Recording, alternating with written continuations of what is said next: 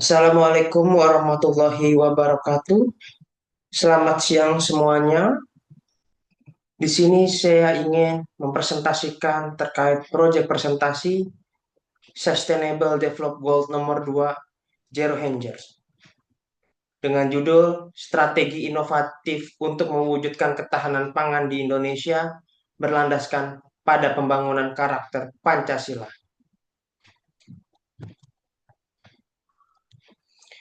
Untuk profil, nama saya Joko Prianto, jurusan Industrial Engineering, program BINUS online, pelajaran Pancasila untuk pekerjaan saya saat ini sebagai supervisor logistik. Untuk latar belakang masalah, yaitu kelaparan dan ketahanan pangan merupakan tantangan global yang menjadi fokus utama dalam Sustainable Development Goals nomor 2, yaitu Zero Hunger. Sustainable Development Goals saat ini bertujuan untuk mengakhiri kelaparan, mencapai ketahanan pangan, meningkatkan nutrisi, serta mendorong pertanian berkelanjutan pada tahun 2030. Berdasarkan laporan Global Hunger Index, Indonesia masih menghadapi tingkat kelaparan yang perlu mendapatkan perhatian, terutama di wilayah pedesaan, daerah tertinggal. Pemerintah Indonesia telah melakukan berbagai upaya untuk mengatasi permasalahan ini, seperti menguatkan program ketahanan pangan, distribusi bantuan sosial, serta mengembangkan pertanian berbasis teknologi. Namun, diperlukan strategi yang lebih inovatif untuk memastikan pencapaian Zero Hangers. Perlunya kolaborasi antara pemerintah, sektor swasta, dan masyarakat untuk menjadi kunci dalam mempercepat tujuan ini. Untuk rumusan masalah ada 5. Yang pertama, apa saja faktor utama yang menyebabkan ketahanan pangan di Indonesia masih menghadapi tantangan terutama di wilayah pedesaan dan daerah tertinggal. Yang kedua, apa saja kebijakan dan program yang telah dilaksanakan pemerintah Indonesia dalam upaya mencapai ketahanan pangan dan mengurangi kelaparan.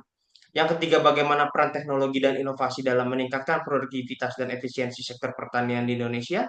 Yang keempat, bagaimana kolaborasi antara pemerintah, sektor swasta, dan masyarakat mendukung pencapaian Zero Hangers. Dan yang kelima, tantangan apa yang dihadapi Indonesia untuk mencapai ketahanan pangan, serta bagaimana solusi yang dihadapi. Dari hasil temuan di lapangan, saya melakukan Genba dan sharing terhadap rekan kerja dan teman-teman saya di area pabrik. Itu ada 3 poin yang menjadi poin penting. Yang pertama terkait kesehatan. Kurangnya sosialisasi, edukasi, dan kesadaran gaya hidup sehat para pekerja pabrik. Karyawan tidak memiliki pemahaman yang memadai tentang pentingnya gizi yang seimbang, olahraga rutin, dan istirahat yang cukup. Pola makan yang pola makan tinggi gula, garam, dan lemak masih dominan terutama di area kantin. Yang kedua terkait pendidikan, masih ada kesenjangan kualitas pendidikan antara daerah perkotaan dan pedesaan, serta kurangnya akses terhadap teknologi dan internet. Yang terakhir, infrastruktur. Masih ada kesenjangan dalam infrastruktur seperti jalan yang rusak, tidak ada transportasi umum, dan akses fasilitas yang publik yang masih sangat terbatas. Serta masih adanya daerah yang kesulitan terhadap sinyal.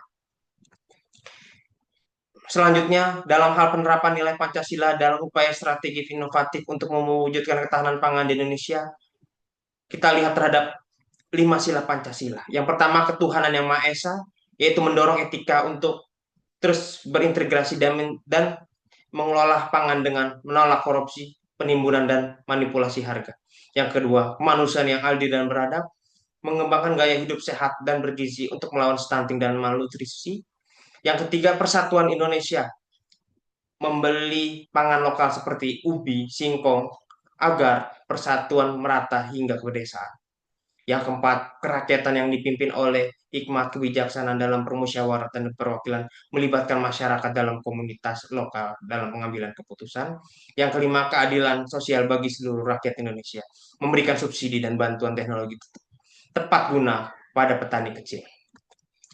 Untuk solusinya, di sini ada 3. Yang pertama terkait kesehatan. Di sini saya melakukan edukasi sharing kepada para karyawan terkait pentingnya kesehatan dengan makan yang bergizi, jangan membuang-buang makanan, dan istirahat yang cukup. Saya sering juga sharing kepada pekerja saya member di lapangan setiap meeting pagi untuk terus menjaga kesehatan, makan makanan yang bergizi, dan istirahat yang cukup. Yang kedua, pendidikan. Membuat program hidup di lingkungan kerja dengan sehat, dengan saling sharing dengan rekan kerja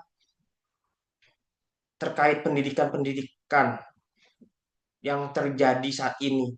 Saya melakukan sharing kepada rekan kerja saya agar mempunyai pola hidup yang lebih sehat.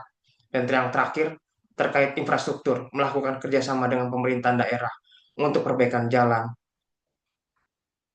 agar akses ke tempat kerja menjadi lebih nyaman. Dan yang terakhir, terkait refleksi pribadi, saya menyadari bahwa ketahanan pangan bukan hanya soal ketersediaan pangan, tetapi juga mencakup aspek gizi.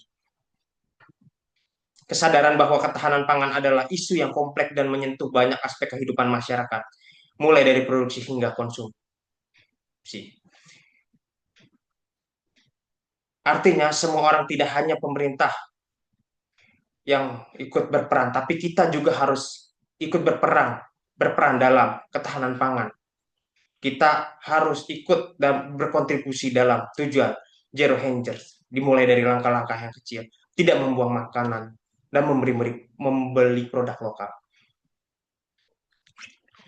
Cukup sekian presentasi dari saya. Kurang lebihnya saya mohon maaf. Bila ada kesalahan, mohon dimaafkan. Assalamualaikum warahmatullahi wabarakatuh. Selamat siang.